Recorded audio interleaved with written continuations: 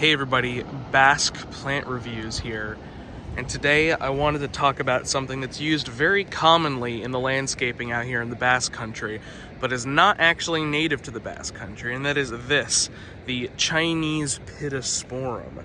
So the Chinese Pittosporum is a large shrub which can also be made into a medium-sized tree. I've seen some pretty decently sized ones around here, perhaps up to about 20 feet tall, but typically if they're allowed to grow according to their natural desires, they end up as a very large bush like this.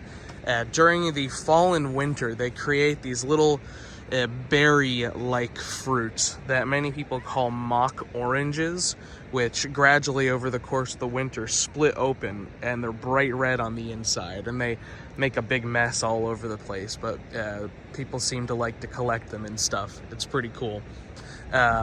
Obviously, they tend to get enough water simply from the natural rainfall that happens out here in the Basque country, being such a moist and temperate location. So I don't think you're going to need any supplemental irrigation since we're all, in the Basque country, of course.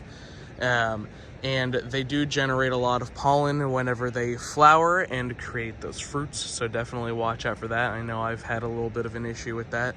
Yeah, and if this seems a little off, a little out of the ordinary, then I guess April Fools. Unironically, I have been in the Basque country of Spain for the past 6 months and will continue to be out here for another 2 months. So all the videos of Arizona plants that have been posted on the channel in the past 6 months have actually been recorded by somebody else, usually my mom, back in Arizona. So thanks for that, Mom. Yeah, I've been out in the Basque country, and there's a lot of plants out here, and a surprising amount of them are actually plants that are used in Arizona landscaping as well. Like, not this specific Pittosporum, but there's a smaller, more dwarf Pittosporum variety that is used in moderately shady areas in Sonoran Desert landscaping. But in Arizona, they definitely do need a lot of water. Like, additionally, if you look out into the distance out there, you can see just like a big old phoenix palm over there, stuff like that. There's also Spanish dagger yuccas, some agave americanas way out in the distance. There's actually a lot of commonalities that you could see that I was not expecting. I guess it's just because of the lack of temperature extremes out here. All that being said, obviously it's much wetter out here, so things like this Chinese Pittosporum are doing pretty well. I'm pretty sure they're not invasive, but again, this isn't my home turf, so I'm not entirely privy as to everything that's introduced or invasive, etc. out here. I've been focusing on other things for the most part, but it's definitely a plant that bears a striking similarity to the Pittosporum that is used in Arizona landscaping. So I felt like this would be a good one, little crossover episode here.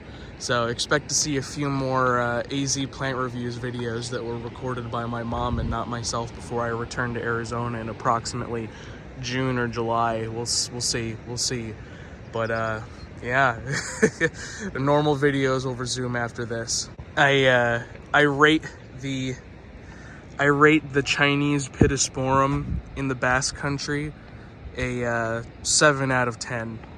Very self-sufficient, nice looking bush or tree, makes a big mess, and it's kind of basic out here. It's one of the default trees people are using out in their yards and landscaping out here. So, and it's not native to the Basque country, it's Chinese, so I can't give it any points higher than a 7 out of 10 on that front.